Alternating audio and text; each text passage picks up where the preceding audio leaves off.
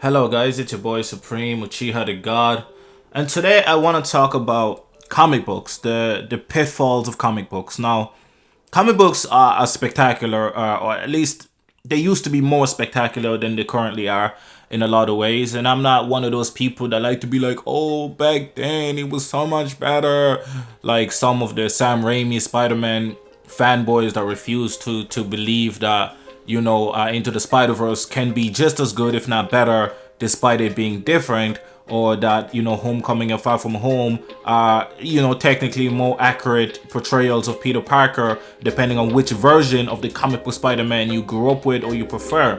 So I'm not one of those people. However, objectively, sometimes you gotta look at things and just be like, wow, this is a problem. And my problem isn't necessarily that there aren't great stories, right? Not too long ago, Max Landis's American Alien. I know he has a few, real life problems that,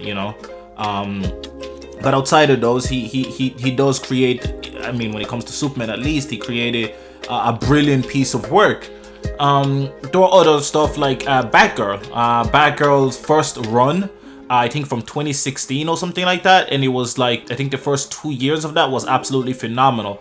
I think before she moved to Burnside, when she got shot by the Joker, her dad was on the hunt for her because her crazy psychopathic brother came out, and it was there was a lot of great phenomenal stories there. And I'm a person that, like, if I see a couple like Dick Grayson and Barbara Gordon, I prefer for them to just be that and stay that, rather than the continuous on and off again every relationship in comic books goes through, which is like, well, does anybody ever just get married and just stay happy and stay together? I mean, I know there's a 40% divorce rate, but god damn it seems like there's a 99% breakup rate in this thing.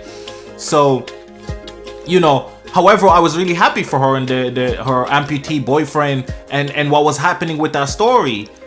Because it was being written so well, and I cared about these characters and I cared about all the pieces around her life, and it was a great, piece of fiction. However, again, this is where the downfall comes true is, well, these characters have to keep being written. It never stops, it never ends. The story just must keep going, must keep, get a new reboot every now and then, and new writers, and the story sometimes fails. The story sometimes falls apart. We went from having a phenomenal top tier female lead character to a comic book just too focused on the girl aspect of her. We liked her as a character, and she was a strong feminist, and there was all those messages, but it was written well. It was contextually, it was powerful. It made narrative sense. And then at some point it became, let's be extra woke. And then at some point it became, let's be a Barbie doll thing. At some point, Barbara Gordon that we were reading became a completely different person. All her aspects, her characteristics, her beliefs changed. Like, this isn't the Barbara Gordon I was reading. And that's the problem with having so many writers and so many changes, and having a story that never ends and it just keeps going. Sometimes you get pieces like the Killing Joke, where it's just a short segment of a character, and because it's a story that begins and finishes there and then, you get amazing works, absolutely amazing works. But this work becomes nigh impossible when you have to just keep forking out chapters after chapter after chapters indefinitely with no real end in sight. Teen Titans from 2000, I think, to 2008, or was it 1998 to 2008, something like that. The longest run of Teen Titans was absolutely spectacular. Beast Boy and Raven, actually, the relationship made narrative sense. It grew, it felt natural. Dick Grayson was amazing. Cyborg, everything about it was great. We cared about the characters, we cared about the story, we cared about the pieces, we cared about what was happening to these people. Then it was carried on by a new Teen Titans, and Beast Boy was back, Raven was back, Cyborg was now a part of the larger Justice League team, and he was retconned essentially.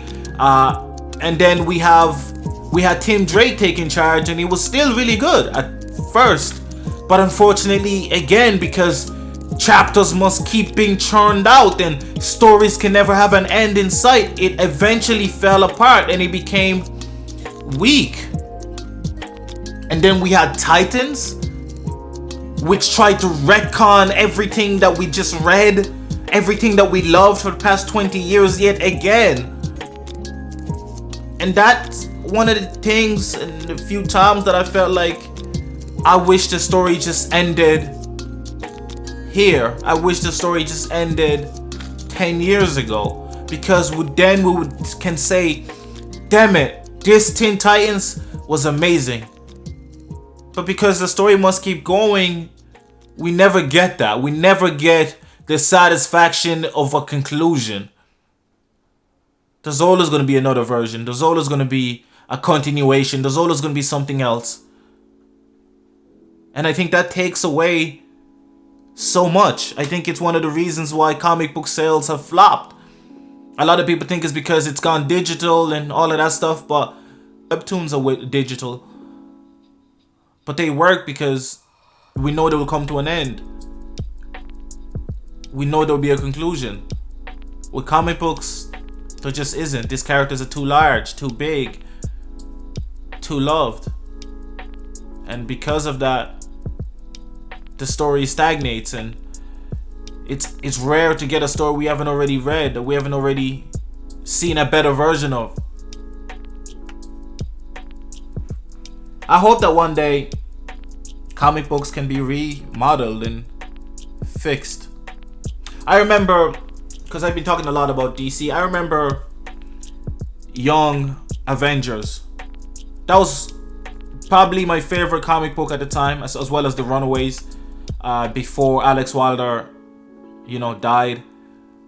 Those two stories, I think, were just beyond belief. They were absolutely phenomenal. I was grasped, I felt taken in, and because it kind of had a conclusion, I felt extremely satisfied. And then, boom, a few years later, we get a continuation of the story that just didn't feel right. You had Wiccan, and you had Hulklad. Is it Hulking or Hulklad? I can't remember anymore, but it's been years. And they had a relationship, a homosexual relationship. And I remember, especially growing up back then, I don't know if many were in that situation. People in school were still getting mocked for being gay, and being mocked for having different preferences, and being mocked for, being different.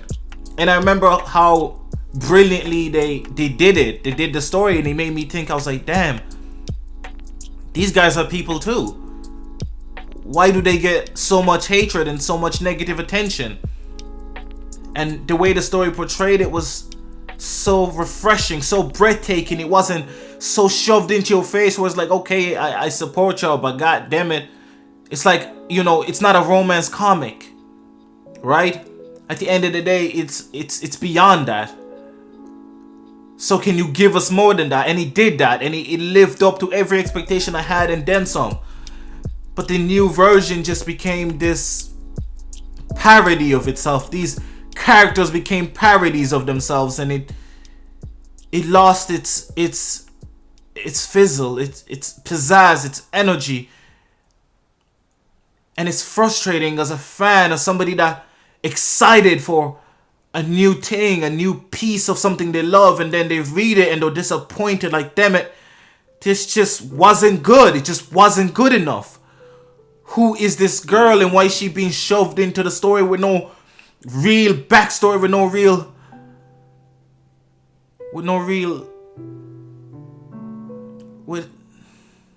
no real substance?